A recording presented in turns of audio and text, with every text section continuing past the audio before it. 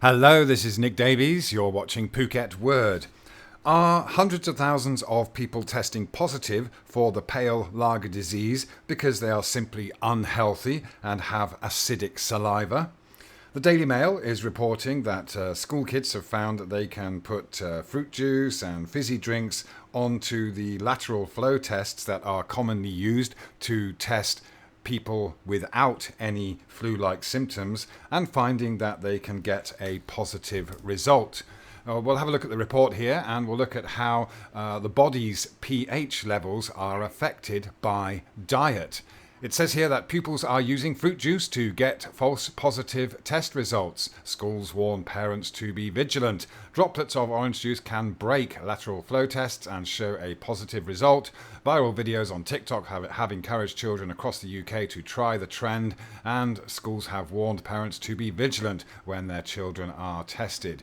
Well, first of all, it is absolutely ridiculous that children are being tested in the first place. This is the first time in history that healthy people are tested for diseases, and then we of course have the problem of all these positive test results, which could be as a result of a poor diet that creates acidity in the body.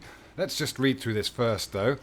Pupils have been using fruit juice to get false positive test results as schools warn parents to be vigilant. When droplets of orange juice or fizzy drinks like Coca-Cola are placed on lateral flow tests, it can produce a positive result because the acidity of the drink destroys the antibody proteins in the test. So it shows some screenshots of TikTok videos. Actually, people have been doing this for several months now, and of course the mainstream media has only just picked up on this when those of us who have been seeking more information about the testing have probably seen these videos several months ago already. So we've got this discussion between head teachers and people in the education system that are warning parents because these videos or TikTok posts are basically encouraging kids to get a false positive result by using orange juice or Coca-Cola so that they can skip school. But let's just read about how those false positive results come about. It says how acidic drinks break the lateral flow tests. The rapid antigen tests were created for humans and only work using samples from the throat and nose. The tests are designed to detect specific antigen proteins found in the pale ale disease. Lateral flow tests are taken by swabbing a human mouth and nose, mixing this into a solution and dropping the solution onto the test strip, which is laden with antibodies. When the right antigens are present, both antigen and antibody cling to one another. When the two bind, another binding happens with the labelled antibodies in the test zone. This then changes the colour of the band and produces a positive result. So when Coca-Cola or fruit juice is used on the test instead of human samples, the highly acidic pH level can damage it, especially if the buffer that is meant to keep the pH constant during the experiment is not used. Misuse of rapid antigen tests can cause false positives because the test has been broken and the antibodies on the test sheet are destroyed. If a sample untreated with buffer is placed in the kit's sample well, you destroy the antibody protein of the test, which reacts with the virus, test producer Dialab said. A spokesperson for the company added that this would destroy the buffer layer and a positive test zone would be created. Well, how often is this happening with the hundreds of thousands of people being tested that are displaying no flu-like symptoms but might well be unhealthy because of their diet? Let's go and have a look at how the diet affects the body's pH levels. You probably remember from your school science classes that a really simple method for testing whether a solution or indeed saliva is acidic or alkaline is to use litmus paper or pH paper.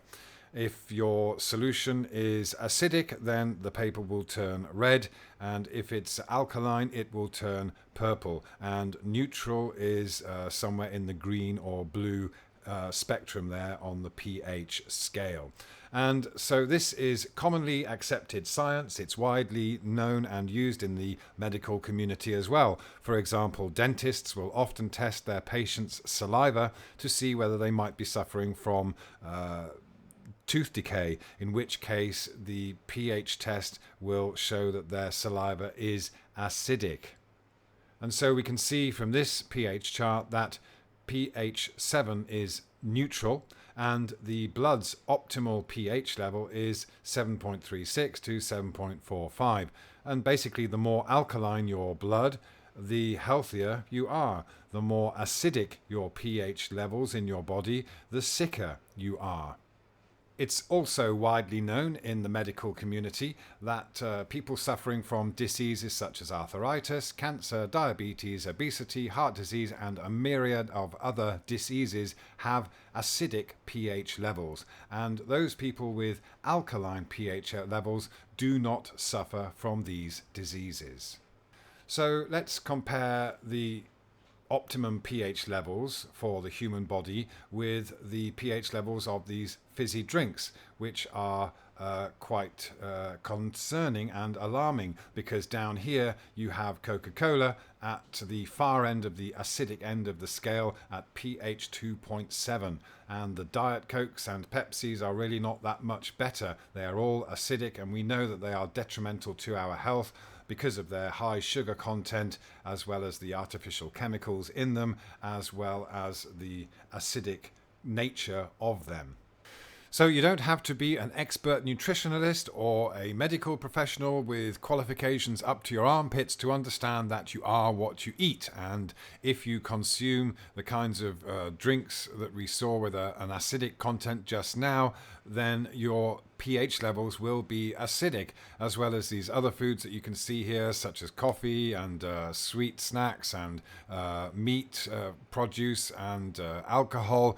These all make us acidic. Whereas on the other hand, if you consume high alkaline content food, such as raw fruits and vegetables in copious amounts, then your pH levels will be more alkaline and you will be more healthy. And we could also hypothesize that given these school kids can make their tests come out as false positives by pouring acidic juice on them, then if you're grabbing a coffee and a donut in the morning, or stopping at the fast food joint for a lunch, or had a few drinks the night before, when you come to do your lateral flow test, your saliva could very well be so acidic that it would also break the test and cause a false positive result.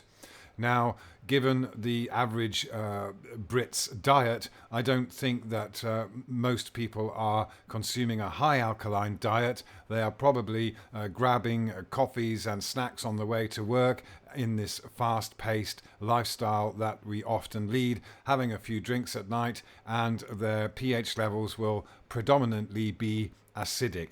So could this be the simple cause of such a high number of positive test results? Meanwhile, we have scientific advisors and health ministers and politicians telling us that the only solution to these very dubious test results is to be injected with chemicals that haven't been tested or approved and are proving to be quite detrimental to large numbers of people, and even admitted fatalities in some cases. But we know that we are up against people that are suspected of having a vested interest in the drugs that are being pushed on the world's population. And we know that there is no money in natural high alkaline foods and keeping people healthy. There's a lot of money in keeping people sick. Many medical professionals are also well aware that the simple kitchen ingredient baking soda or bicarbonate of soda is very effective at neutralizing the body's acidic pH levels, and just adding a spoonful of bicarb to a glass of water and drinking it can make your pH levels very quickly become more alkaline. But of course, this is such a cheap and effective solution. Why would anyone advocate it?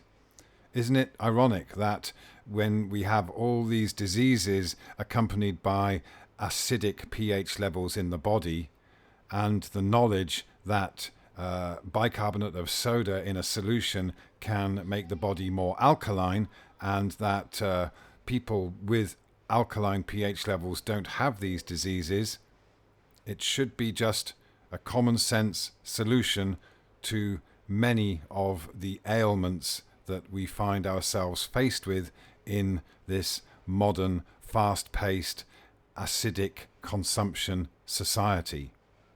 So if you're in the unfortunate position of having to take one of these tests and you want to try and make sure that you don't get tested positive, it might be a good idea to examine the acid-alkaline content of your diet and stock up on a bit of bicarbonate of soda and having a quick swig of that before you go and get tested. Food for thought. Thank you very much. Click subscribe and the bell icon if you'd like to receive notifications of new videos from Phuket Word.